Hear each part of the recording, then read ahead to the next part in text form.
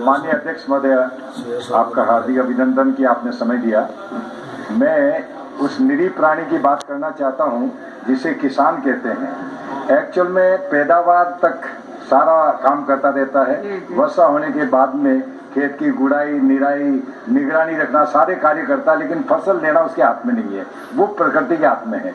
और फसल का मूल्य निर्धारण करना भी उसके हाथ में नहीं है। वो जो कृषि उपज मंडी में बैठे हुए व्यापारी लोग हैं उसका मूल्य निर्धारण करते हैं। ऐसे में मेरा आपसे अर्ज है कि उस व्यक्ति को जब कभी भी कोई फसल बहुत कम होती because of the natural reasons, प्राकृतिक प्रकोपों के कारण जब फसल कम होती है तो थोड़ा मूल्य बढ़ जाता है। उसका सारा मीडिया, सारे देश के कई लोग चिल्लाने लगते हैं कि साहब बहुत कीमत बढ़ गई है। लेकिन जब पैदावार अच्छी होती है, कीमत कम हो जाती है, उस समय कोई भी आदमी नहीं बोलता है।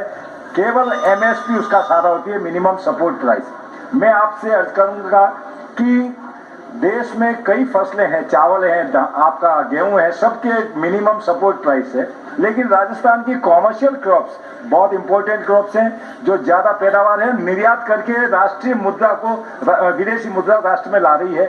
उन क्रॉप्स में एमएसपी होना अति आवश्यक है।